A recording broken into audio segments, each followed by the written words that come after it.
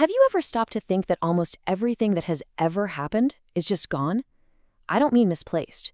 I mean completely, totally erased. We like to think of history as this huge library, but honestly, we're just wandering through the ruins of one, with only a few burnt pages to tell us what happened. So today, we're putting on our detective hats. We're investigating the case of the missing 98%. All right, so with any mystery, the first thing you have to do is get a handle on the scale of the crime. And in this case, well, the crime scene is pretty much all of human existence. We are not talking about a few missing chapters here. We're talking about the entire book being gone. 98%. Just let that number sink in for a second. It's so big, it's kind of hard to even wrap your head around. But it's the absolute key to understanding just how little we really know about ourselves. So what does that actually mean? It means that the vast, overwhelming majority of our collective experience, we're talking tens of thousands of generations of people, their lives, their cultures, their languages, their ideas, it has all just vanished, almost without a trace.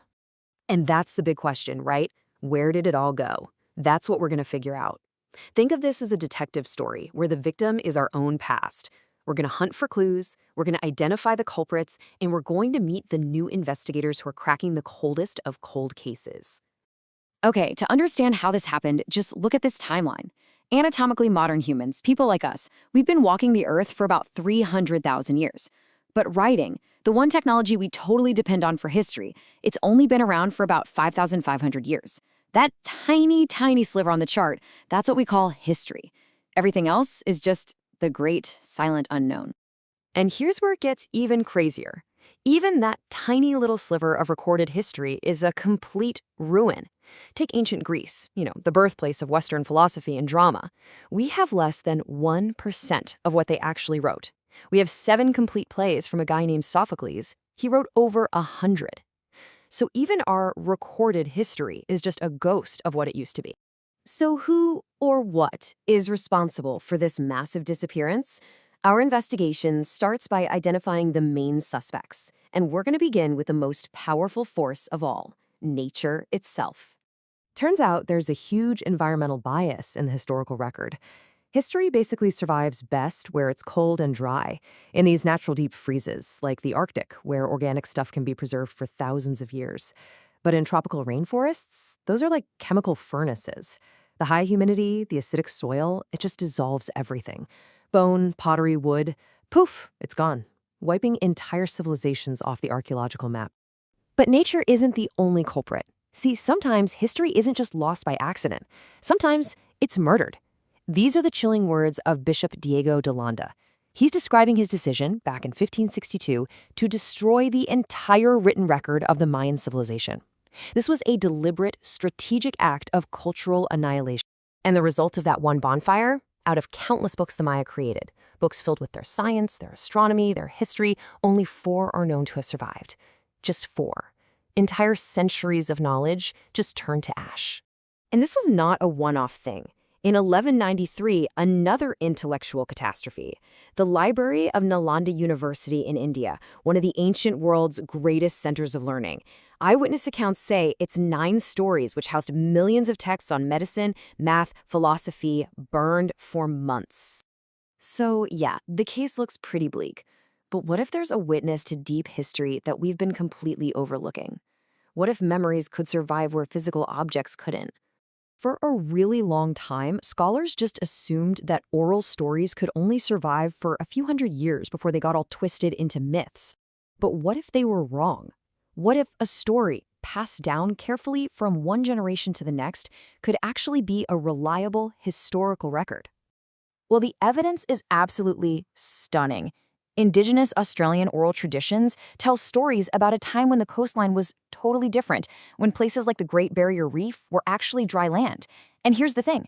Modern geology confirms that's exactly what the world looked like at the end of the last ice age, over 10,000 years ago. These aren't just myths. They're eyewitness accounts of deep time preserved in human memory. Incredible. And that brings us to the modern-day detectives on this case. Armed with some really groundbreaking technology, we are now finding ways to see the invisible and read the unreadable, completely rewriting what we thought we knew about the past. The first big tool in their kit is something called LiDAR. Think of it like this. You use lasers from a plane to create a super detailed 3D map of the ground. And the really cool part is, it can digitally erase the forest canopy, letting us see the shape of the land underneath for the very first time. And the results? They are absolutely revolutionary. LiDAR scans recently peered through the canopy of the Amazon and revealed what was hiding underneath, these vast ancient cities built by the Apipano people, with thousands of buildings and huge road networks. This just shatters the old myth that the Amazon was some kind of untouched wilderness. Nope, it was home to large, complex society. But what about reading things that were burned to a crisp? This is where AI comes in, and it's mind-blowing.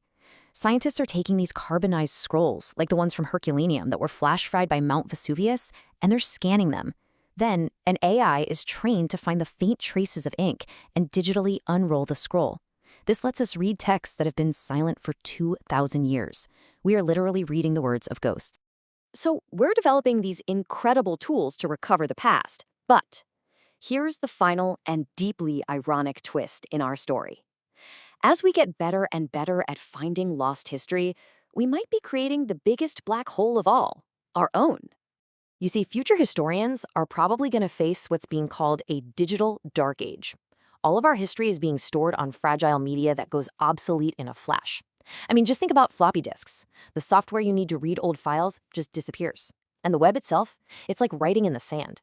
Studies show that 38% of web pages are just gone after only a decade. And look, this isn't some far-off problem. Vinton Cerf, one of the people who literally architected the internet, he puts it this way. He's worried that our era, the most documented in human history, right, will paradoxically be the one with the least amount of accessible evidence for the future. And that's really the question I want to leave you with. The case of the missing 98% shows us that history isn't a given, it's a survivor. And as we develop these incredible new ways to hear the voices of our most distant ancestors, we really have to ask ourselves, are we doing enough to make sure our own voices won't one day go silent too?